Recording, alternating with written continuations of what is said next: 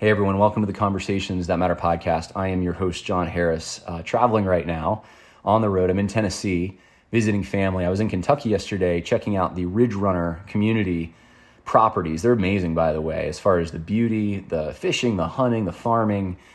They are out in the middle of nowhere though. And so you've heard me talk about this before, ridgerunnerusa.com. I had Josh Abatoy from Ridge Runner talk about the great sort and how people are moving from blue areas to red areas.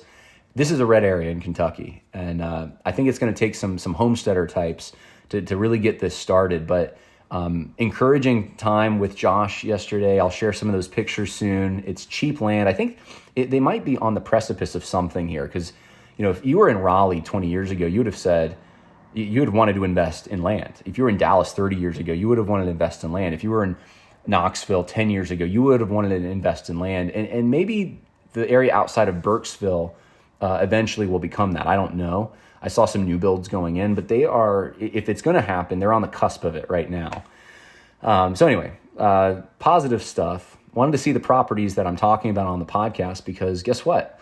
It's not worth it to have a sponsor if it's just going to benefit me. I want to provide for you services and goods that will benefit you and give you leads that will help you. And for some of you, especially if you're working remotely, they have fiber optic, high-speed internet out in these rural areas now.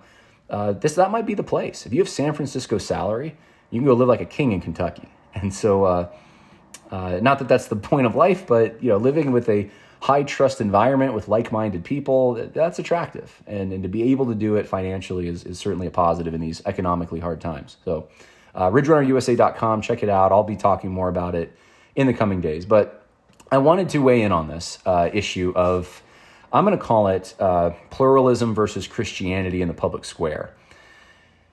Different people are using different terms. Some are saying we're just for the Constitution, and they're against freedom of conscience, and the Constitution guarantees that. And some are trying to frame it like we're just Orthodox believers who care about the gospel, and these Christian nationalists don't. And there's all those sorts of ways.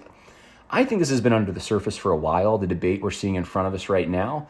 And in Christianity, it's an in-house debate, but I think that this debate is really over principle pluralism, if you want to call it that, but just pluralism is what I'm calling it, versus Christianity in the public square. And there's so much to say. I don't have enough time to say everything I want to say, but let me start here. I'm frustrated, and I want to just say I understand those of you who are frustrated because there's a lot of energy that's being sucked away from the fight that we're in, because we're in a situation. Everywhere you look, Christianity's under assault. And it's obvious. The very social fabric that we have is being unraveled right before our eyes. I saw LinkedIn was yesterday, now has a filter where if you don't want white people, right, you can make sure that you turn on that filter for your job. Down the road from me, just recently, they put in like this mural. It's an Apple country, and yet it's a mural glorifying homosexuality. Like this stuff is happening everywhere we look. The news cycles are so short, you can't even keep up with all of it. Our heads are spinning, and yet we're going to take time to really fight against Christian nationalism, apparently, because that is one of the priorities. That is, I think, not resonating with people. We understand that's ridiculous. Even if you are concerned about it, it doesn't even measure in the top 20 concerns that you have. And right now, I think most of us feel this way, especially young men. We see the kind of lives that we're going to be living as we want to raise young families, as we want to be able to provide for a legacy. We're looking around and we're saying, okay, what do? We see the deck is stacked against us.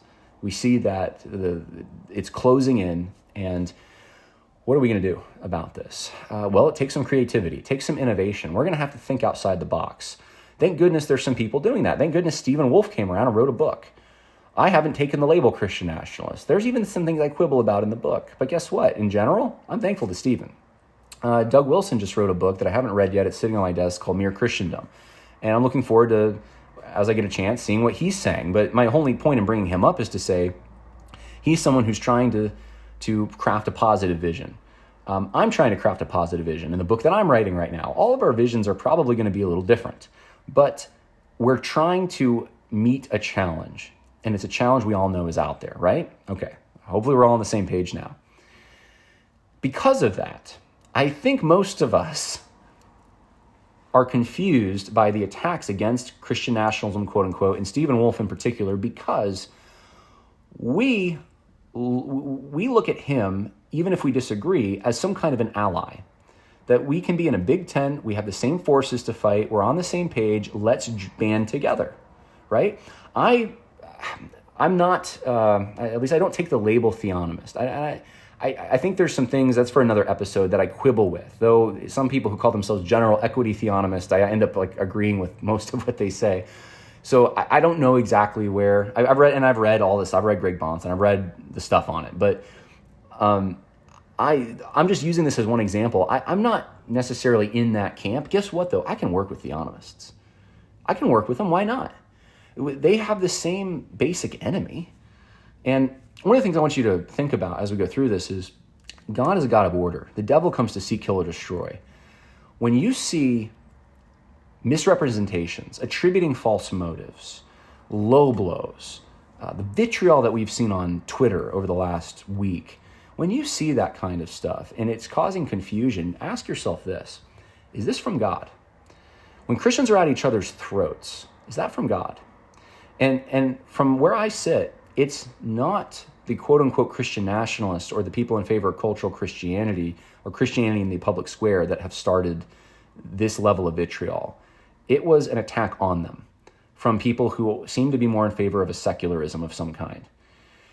And it's very discouraging to see this. It's frustrating. But I think even if the debate itself is not as important, compared to the other things we should be concerned about, the division is. The division that's happening before our eyes will affect ministries, where you go to conferences, where you give your money, all of that stuff is going to be affected by this. And so we need to talk about it. And I'm going to try to bring as much clarity to this as I possibly can without going through all the tweets, I'm not going to drag you through the mud. I want to just give you some categories to help you think through this. That's my goal. And I think it'll help you. It'll maybe give you more of an assurance in your own beliefs. And I think on the other side of this, hopefully you'll be somewhat encouraged. And that's my goal. So yeah, some of this might sound discouraging at first, but I really want to encourage you. I want to build up to something here. So I see opportunity. There is a desperation in the fight against Stephen Wolfe right now. The pattern has been, over the last week, Stephen Wolfe says something that's 100% true, and it is used to just smear him all over the place. And I know, because I've talked to young men, that young men in particular, feel like they can't sometimes even talk to their pastors about what they're really feeling, the rage they might have about how they've been treated at their jobs, or how all the things that we've seen, the war on Christianity, but it's also a war on, men and white people and Americans, and it just, that whole thing has discouraged people, and they want answers. They want to do something about it. And some of them feel like they can't even say truth. They can't even say basic facts. They can't even admit or vocalize that the deck is stacked against them, that they've been wronged in some way. There's no one to take their plight. They go to Donald Trump. That's you want to know why Donald Trump gets the popularity he gets, is because he'll say that kind of stuff. He'll say that stuff that gets him in trouble. And Stephen does the same thing. Stephen says stuff, it's true, and then everyone loses their mind. That's my read on it. Because if we were going to operate in a way that I think sought to give the Christian benefit of the doubt and accurately read, we wouldn't be doing this with what Stephen said. And for those who don't know, there's really two main things that Stephen said, and I think there's a few different tweets. But one of them has to do with him saying that white evangelicals are a bulwark, or the lone bulwark against moral insanity because of their voting pattern. And then the other one was regarding cultural Christianity, and how all you need is a minority, a strong-willed minority, to enforce Christian laws. And these statements have made people lose their minds, both of them. So I don't know if it's like Trump derangement syndrome, Stephen Wolfe derangement syndrome, but there's something to this. And I don't see the vitriol coming from Stephen. I don't see at least Stephen being the one to instigate this. This is the kind of thing, though, when you see people like Stephen being treated this way, someone who's young, who's bright, who has creativity and is trying to craft something to help all Christians, and he's shut down from it, they try to gatekeep him out, that is the reason that I think a lot of young men are going places like Eastern Orthodoxy, where they think it's more stable, where they think it's not reinventing itself every 10 years, it's not losing its mind over politically incorrect things, and there's an attraction there. Now, I think that's not right. Obviously, I argue against that, but I do think it's understandable. And young men are discouraged, and they're discouraged when they see this kind of attitude. And I want to point out some things. This attack on cultural Christianity more broadly, Stephen Wolfe in particular, is something that I've noticed the people who are attacking it happen to benefit from. Most of them live in areas that are like Iowa, like Georgia, like North Carolina, like Texas. The people attacking Christian nationalism the hardest tend to be in areas that, or they've spent most of their life in areas that are in the Bible Belt. That's an odd thing if you think about it. And some of those, there are people in outside the Bible Belt who may feel similarly, but I wonder how much experience they've had. Some might have, but I wonder how much experience most of them at least have had going between the two regions. I have a lot of that. I grew up in New York primarily, but I would go down south almost every year to Mississippi for family reunions. And guess what? One of the big differences was Christianity. And it was ingrained in everything. My wife and I were commenting as we were driving down to Tennessee that we just traded in the billboards and the smut for crosses and Jesus Saves signs. I mean, it's ingrained. The hierarchy's ingrained. Yes, sir. Yes, ma'am. Pastors are respected in the community. Foul language is not heard as much. I mean, there's all kinds of things.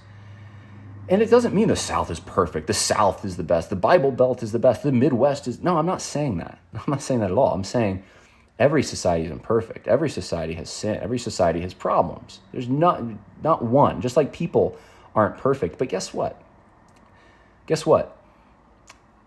The South and to some extent the Midwest, they've been able to retain something that in other regions has not been retained. They've been able to retain a Christianity as a default setting in the culture. It doesn't mean everyone's a Christian. It just means that they still have a respect for it. It crafts even some of the laws. Some places still have blue laws. And I think that's somewhat of a blessing.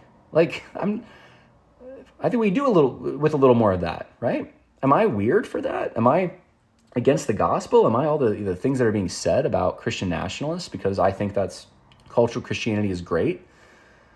I don't have the assumption that it's going to save you. I mean, why does the assumption have to be it must lead directly to salvation or else we don't need to throw it out? I mean, cultural Christianity supports the first and the third use of the law. Convicting of sin. Paul said he wouldn't know sin without the law. That was a schoolmaster to bring him to repentance. So cultural Christianity lets you know that there's a standard and you're violating it. And the other thing is it prevents society from going to the levels of depravity it would normally go to had it its way. So people who are bad don't do bad things because of consequences. Those consequences come from cultural Christianity in the regions I'm talking about. And so this is an important thing. It doesn't fulfill the Great Commission. It's not meant to be. It's not Christians being salt and light to their neighbors because there's a Christian law or something. What it does, though, is it reinforces the moral code. And so if people, let's say in the South, I know this because I have a lot of relatives in Mississippi who, some of them might think they're Christians who aren't, and some of them are Christians. But if you, in either case, bring up a sinful thing, they will at least admit that's sinful. They know that there's a standard out there. In New York, good luck. Good luck trying to even convince people that their moral behavior is somehow sinful. They don't think, they're self-justified. You know why? Because they live outside of cultural Christianity. So do not tell me that cultural Christianity is not positive or not important. Of course it is. That's like saying, we can't have a Christian family or a Christian business or, Christian anything unless 100% of everyone is saved, and we should never enforce Christian laws because we might violate freedom of conscience or something. That's the level at which we're thinking here. And no one would take that to the family. Of course, when you have a mom and dad who are Christians or go to church, operate in a Christian way, as soon as they have a baby, that baby's not a Christian yet. Even for the Presbyterians, right? And Orthodox Presbyterians don't believe that anyway, but or the Lutherans, that you haven't baptized the baby yet. That baby's not a Christian. And does that mean the family's all of a sudden, there's an identity crisis? They're not a Christian family anymore? No, of course not. We know what we mean when we talk about a Christian family. This is and challenging our intelligence to even have this discussion, but we need to. So I want to just give you my bio. I grew up making the contrast, and I saw something very superior. Not everything was superior, but I saw something very superior about cultural Christianity. Now, the thing that's not superior is sometimes, you get the impression that maybe you are a Christian because you live in this culture or something, and that's what makes you a Christian. And so, bad theology, there, of course, that stuff is unavoidable in this world, but that's not the issue when it comes to cultural Christianity. The issue is an ethical one. Should the mores of society, should the laws of society be shaped by Christianity? That's the only question. And the answer is yes. For any Christian should say yes. Some are not. Some are not, though, and they're attacking people who do. Christian nationalism, I think, became the term that was a young men's rallying point for this, for cultural Christianity. Young men Christian men who knew the deck was stacked against them, wanted to return to a cultural Christianity, and they're finding in this term Christian nationalism a rallying point. And if you can destroy the rallying point, you can destroy the movement. We've seen the left do this over and over with destroying symbols and terms and changing definitions and smearing and misrepresenting and attributing false motives. And we're seeing the same play happen against Christian nationalists right now. Instead of encouraging these young men, instead of trying to bring them into your side to help them understand, instead of having good faith discussions publicly, what's happened is it's been ready, shoot, fire. Let's throw bombs online. And I've seen guys from G3 doing this kind of thing and other ministries that have platforms. Guys that I didn't expect it from. Guys, some of them I had some respect for, and now I'm wondering what is going on. It's a tactic. It seems like a gatekeeping tactic to shut these guys out when we should be kind of on the same team, going for a lot of the same goals, and we should be trying to have somewhat of a unity against the tidal wave of secularism and depravity that's coming against us. That's what I think. But that's not how some of these men have chosen to go. And there's probably like an anti-Christian national statement in the works or something. I mean, I don't know what explains all this. But these are tactics I see from the left. The left tends to muddy the waters, right? Josh Bice has been muddying the waters for a week and a half at least, if not longer. You guys must believe, some of you must believe that we should have a Protestant pope, or, it's integralism. It's integralism, which is I've read a lot about integralism now, Roman Catholic social teaching. It's not integralism. There might be some parallels, but it's not. We'll talk about that more in another episode.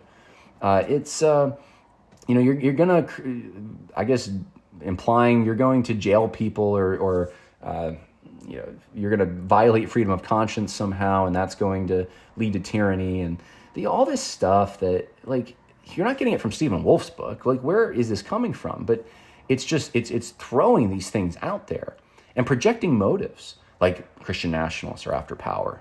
Really? Because they'd be ingratiating themselves, I would think, to the people who are attacking them right now, because they're the ones that have platforms. Stephen Wolf is the biggest name you can come up with. Maybe Andrew Torba. We don't have big names. the American Reformer guys. I mean, Nate Fisher, Josh Abatoy. Is it Jeff Wright? Who are we talking about here? A.D. Robles? Joel Webbin? These aren't people with big ministries or organizations. But yet, there's some people are implying that they're after power, and they aggressively are trying to seize it. And one of the ways that this is done, the left does this too, is I've heard some people get really annoyed at Anon accounts. I was listening, I think it was last week, to a James White podcast where he was getting really annoyed at a certain anonymous account who was going after him. And that can be annoying. It really can. But one of the things we have to be careful of is that doesn't mean the movement or the identifiable figures who are trying to support a Christian culture are somehow represented by these anons. Or, I mean, every side is going to have anons and anonymous accounts using pseudonyms, and so that's just unavoidable, and some of them might not behave right. But we can't just use that as the example. When I try to use examples on this podcast, I'm not going to There's a reason I don't go and talk about the anonymous accounts who have said things about me or said things about this issue.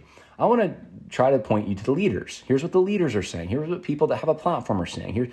And let's rightly represent them, right?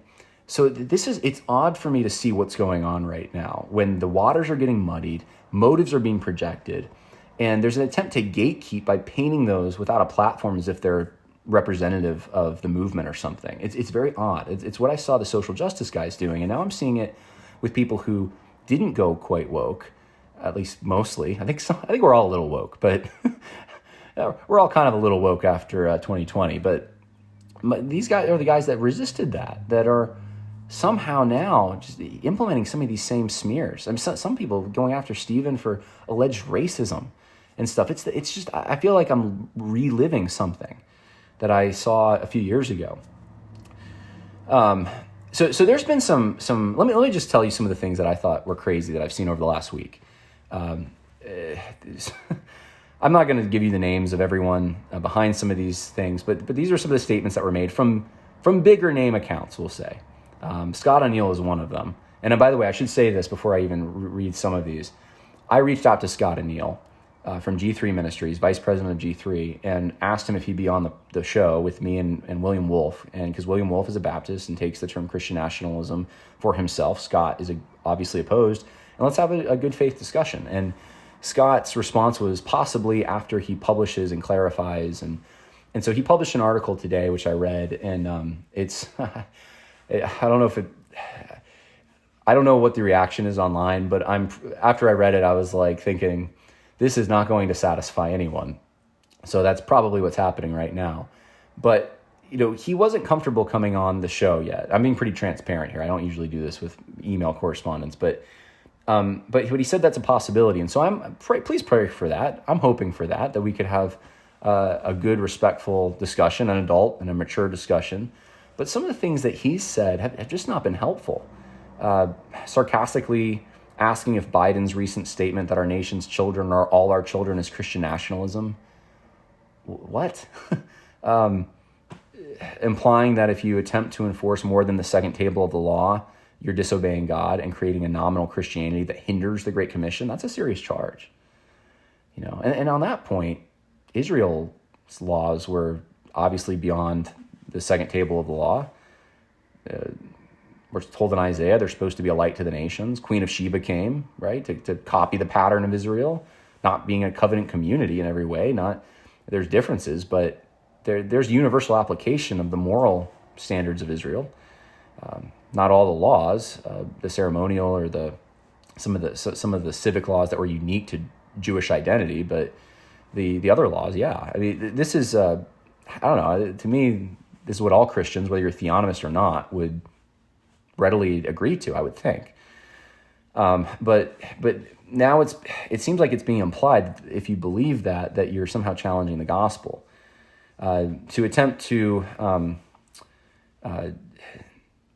consider a nation as a Christian to a degree that all its citizens are pressed to abide by Christian laws would have negative consequences like outlawing false teaching, wanting a Christian prince to enforce God's law. So this is kind of like, we're going to get totalitarianism, guys. This is terrible. We can't do this. And I just want to put that on the shelf for a moment and just say this. I want to argue against this, but it's so unimportant to me. The reason is, guys, how close are we to getting totalitarianism of a Christian variety in this country? Like, a Christian nationalist who's going to be the dictator and force, supposedly, even though I can't find this in the writings the prominent writings on Christian nationalism, they're supposedly going to violate freedom of conscience and round up all the Baptists if they're Presbyterian or something and put them in prison. Or how close are we to that? Yeah, right. We're not even. It's not even a thought. It's just not even a thought. I think pagans would laugh at this kind of a discussion because it's like we have to be able, we have to craft a vision, but we have to be able to get this off the floor. This is not, even if you disagree with Christian nationalism or Christian culture or whatever, you can't ring the bell and say it's a danger, red alert, when we're this far. We're so far from that. That's my pragmatic side, I guess. I'm just like, why? Like, there's 10 things that I can think about that are more important than this. But anyway, that's some people find this important. I don't know. There's some of these statements are so goofy. I'm just going to skip over them, to be honest with you, because it's just not worth it. I don't want to drag you through everything. Stephen's statement about white evangelicals being a bulwark against moral degeneracy, we've talked about that already a little bit, but I wanted to just mention too, Thomas Kidd, writing for the Gospel Coalition, made a very similar point.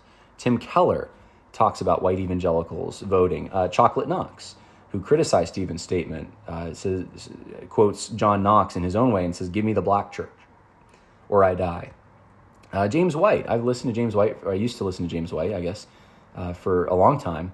He would talk about the theological weaknesses of the black church, and he'd say that, the black church.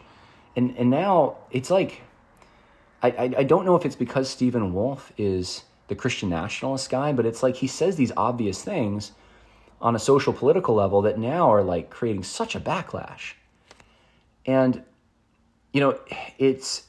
it's interesting to me just because ethnic categories in Scripture, including terms like Gentiles that include various ethnic categories that share something in common, are frequently used. You can't even read the Bible without that. And now we're supposed to, because of the unity in Christ we have, which we do, on a spiritual level, we're supposed to just kind of assume, I guess, that like anyone who would bring up a distinction, socially speaking or politically speaking, between groups of people, like white people or white evangelicals in this case, is somehow, and the insinuation is they're being racially insensitive, which of course kills your reputation in this particular context of society. So you need to be very careful before you start slinging that around.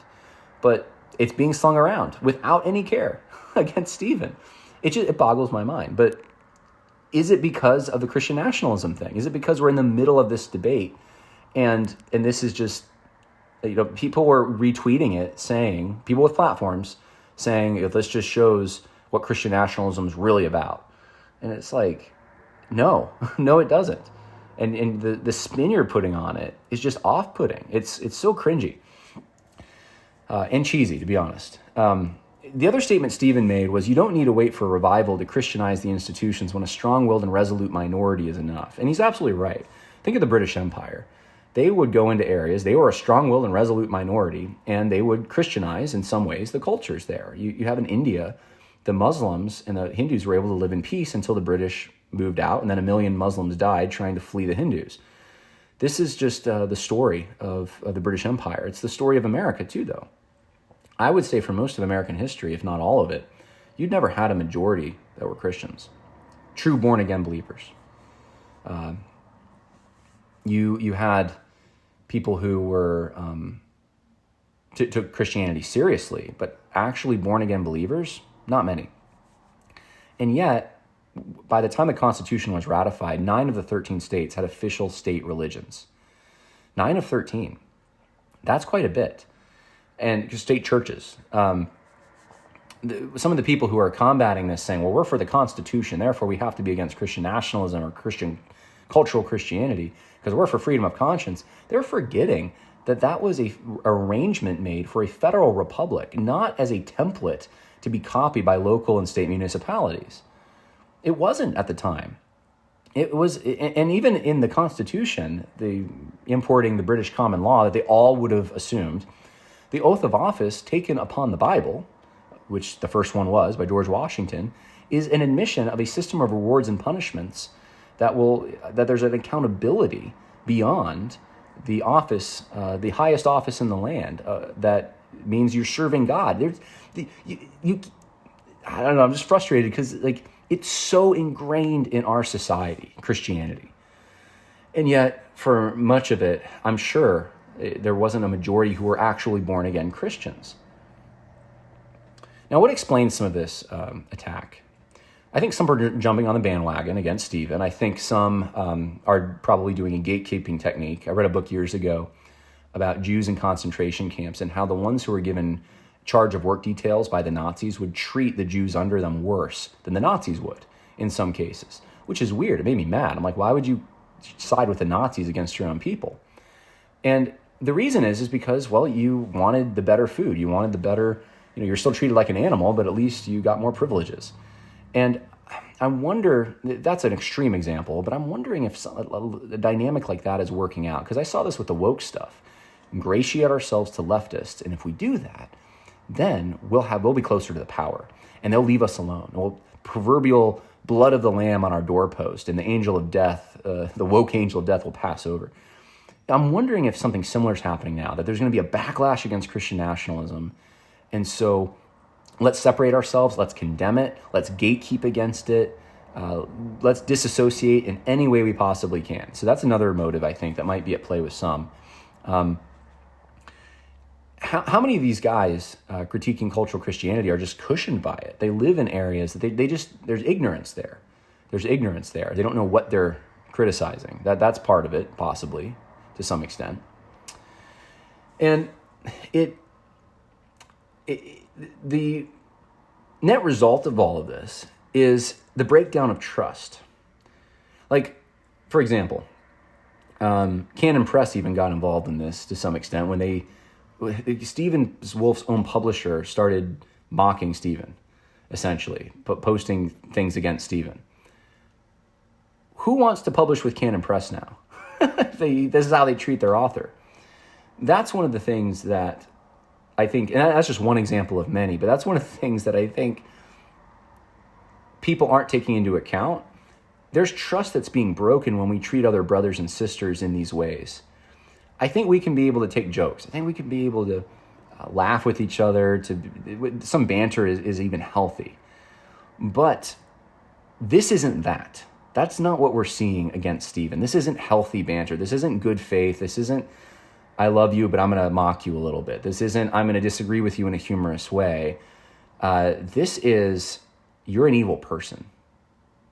And some of the people involved in this might not even think that's what they're doing, but that's what they're playing into. That's exactly what they're playing into. You're an evil person. You're basically a Christo-fascist. Well, they're not going to use that term. That's what the left is going to use in the media, though, and they're giving the left everything they need to do that. You're basically you're an authoritarian.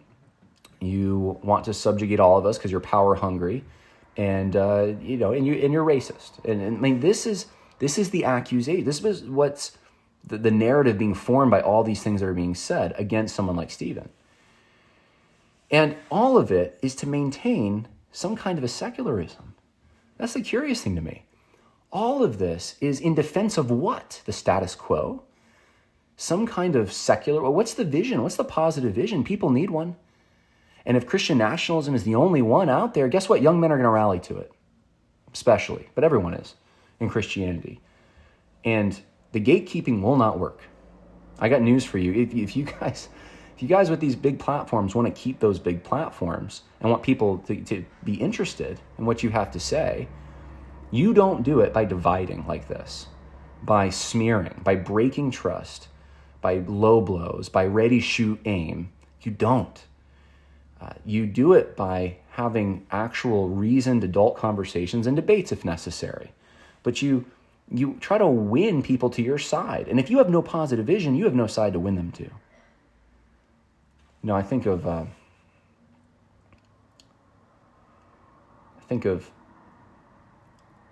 what I've grown up with and what my parents have grown up with and my grandparents. Christianity fading with each generation, but always having some kind of a moral compass. Even when I was young, when I was a kid, what Bill Clinton did was wrong. Why? Because we have a culture that was informed by Christianity. Now it's not. Now we see what even the Republican presidential nominee does is not a big deal, right? The moral degeneracy is just off the charts. And this is what so what do you want to conserve? Do you want to conserve 1990? Do you want to conserve 1950? Should we go back to 1850? Should we go back to, there was slavery back then. Where is it that you want to, what's the vision? What's the positive vision? And I think Trump had a bit of a positive vision with the whole Make America Great Again. People kind of knew what he meant by that. They knew it used to be great in my lifetime even. Like I used to remember there was a great America. Yeah, the Cold War era maybe. That was pretty great. Like we were doing stuff. We were united. We were better people. And man, we don't seem great anymore. He crafted a positive vision. You have to craft a positive vision. Even if it's general, you have to have one. What are the G3 guys? What's their positive vision? That's an honest question. What is it? What are you going to call it? What is it? Stay tuned. We're going to come up with something, but we have to somehow, destroy cultural Christianity and Christian nationalism before we do that. I don't know. I'm really hoping that one of those guys, Scott in particular, would be willing to come on the program and answer some of these questions. But that's the problem that they face, and they will be irrelevant if they don't have anything. And I'm not saying just about G3. This is a number of the people who got involved in this pile-on against Stephen. Come up with something that's a positive vision. That's what I'm trying to do. That's why I'm writing the book I'm writing now. I'm trying to come up with what do we do? How should we then live now? And it's not enough to just say, well, the Constitution. What does that mean? What does that mean to people? In a post-constitutional world, without a moral and religious people in general, what does that mean? How do you do that? Do we do a localist approach? Is this a top-down totalitarian thing? What do we do? What they're really defending, I think, the people piling on against Stephen, is a version of pluralism. And I grew up with it, and you grew up with it. My grandparents grew up with it to some extent. It's more post-World War II, I would say, but we were no longer a Christian culture, but we were definitely operating in such a way that we were benefiting from the inertia of being Christian at one time. And we thought we could do that. We even started phrasing things Judeo-Christian, right, instead of just Christian, and then even more general, people of faith, and so that the lines kept getting more blurry and more broad, and now it's just family values, I guess, or sanity is now the rallying point. This is not workable. This was always this whatever, if you want to call it principle pluralism, call it that. If you want to call it the people who are advocating for that principle pluralism like to call it constitutionalism, or just some of them will say liberalism. I don't care what term you use. Whatever that is, that was a temporary state of affairs, and it always was. It was a transition. All of us who have lived, and our parents, and even our grandparents, I think, lived through a transition that was taking place, and we didn't know it was taking place when we were in it, maybe. But that transition was from Christianity to paganism, and in between was this liberalism that gave us the illusion that we could have order, peace, justice without Jesus Christ as the authority, as the king. That we didn't need Jesus as the authority or the king because we all had morality somehow, whatever that means. The only reason it seemed to work for so long is because all of us were so influenced by Christianity, we kept that Christ's morality as the standard in general for a long time. And there was a majority of Christians, or people who at least claimed some form of Christianity, whether they were or weren't. But there was a shift in our thinking. There was a shift in the way that we viewed the operations of government and society at large. We figured that we didn't actually need Christ as Lord. You didn't need the Bible as an authority. And that stuff was unnecessary. You just need good people. You just need, what produces virtue? The founders knew it was religion. Religion secured and produced virtue. And then virtue is necessary for a constitutional republic. If you want to say you're for a constitutional republic, but you're not willing to support the things that make for virtue in the public sphere, then how in the world do you maintain it? See, I don't think people are thinking very deeply about this, and I don't have time to share everything I'd like to, but I really think that the long view of history will help people here. And knowing what happened before us, knowing what came before us, knowing a little bit of even just American history would help us. It's so ingrained in our country's history.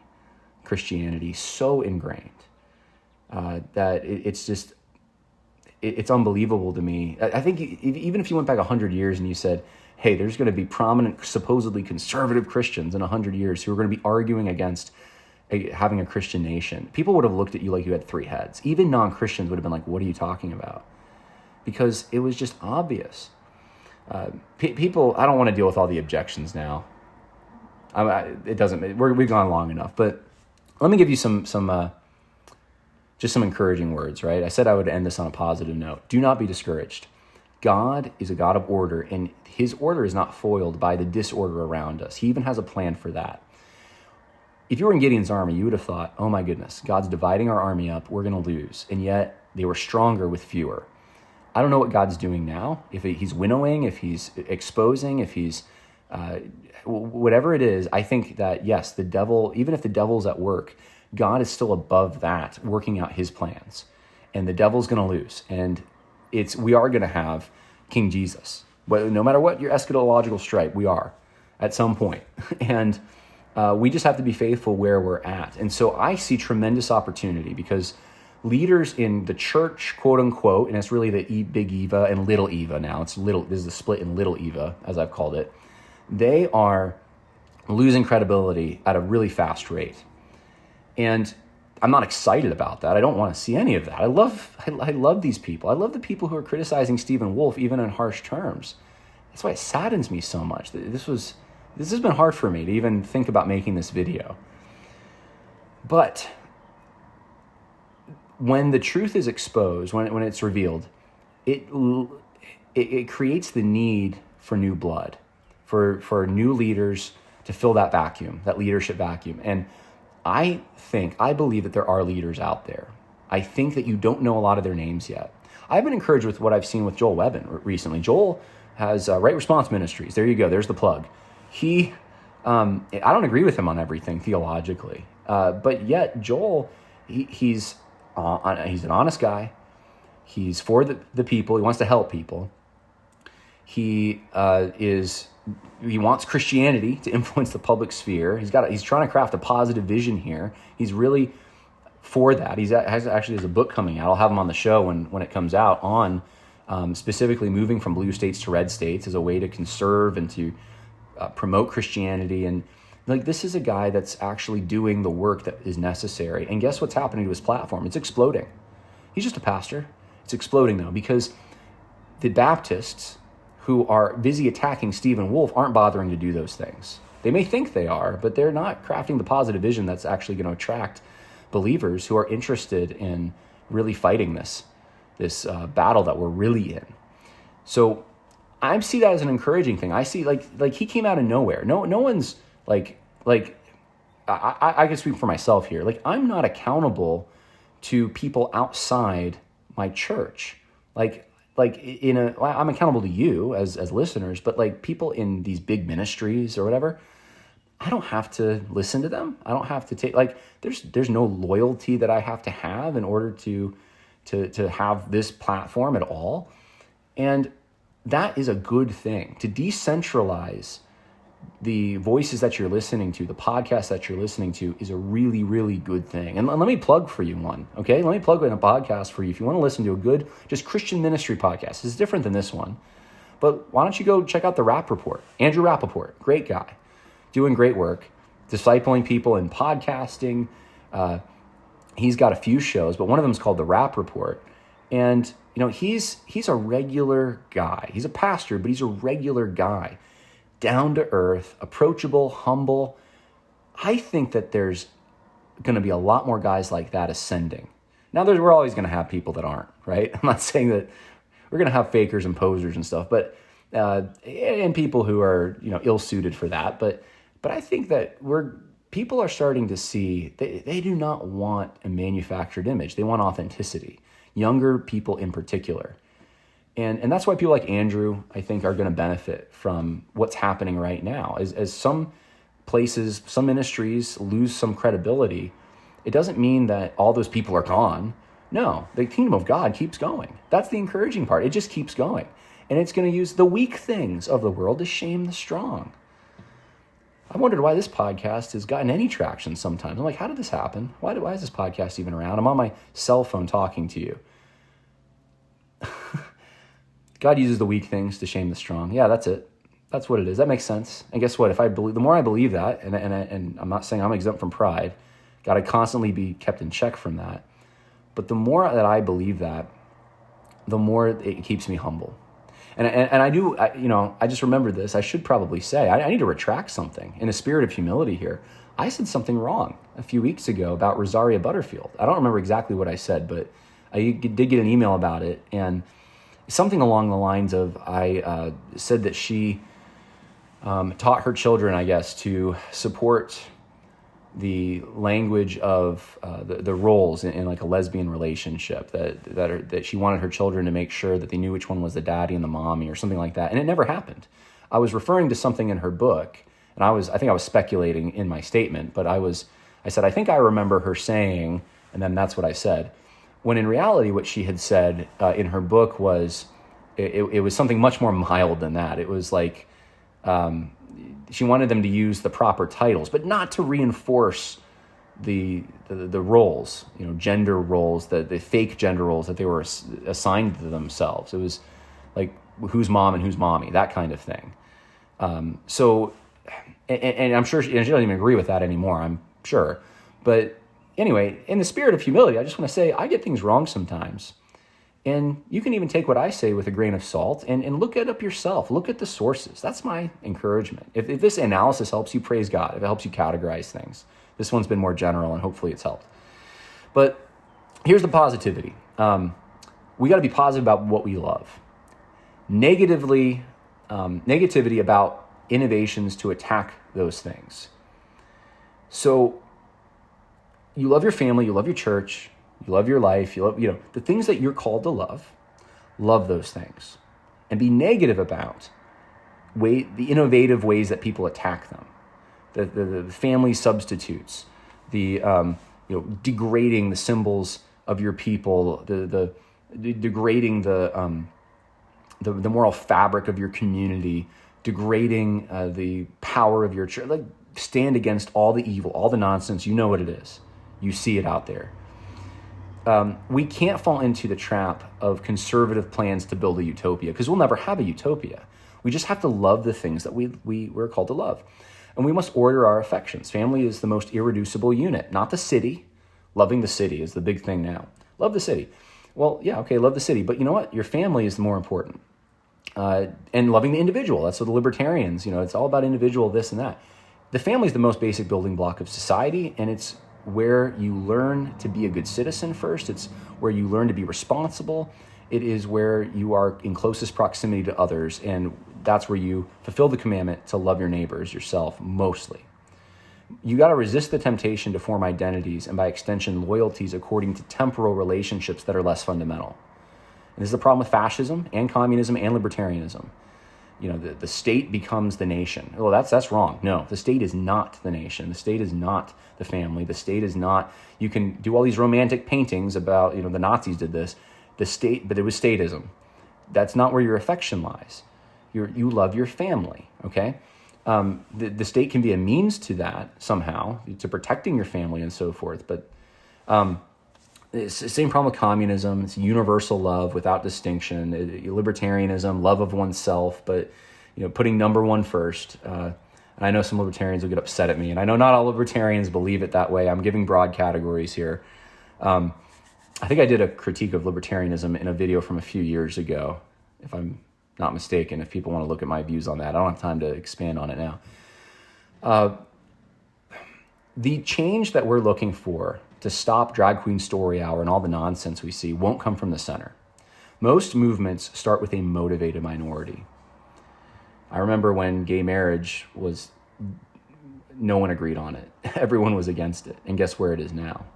And that's an evil movement. The right as a whole isn't motivated as a whole because they're unwilling to sacrifice. The left tends to be more willing to sacrifice. We have to be more willing to sacrifice as Christians. So I think that there's men who are more bold, who are going to do the work that has been left undone, that are rising up. And I'm encouraged by that. And that doesn't mean I hate everyone who piled on against Stephen. Just so don't misunderstand me here. I think, though, it might be a necessary thing for the growth and maturity and to expose and show kind of where people are at and how serious they actually see the issues we're facing and what time they think it is.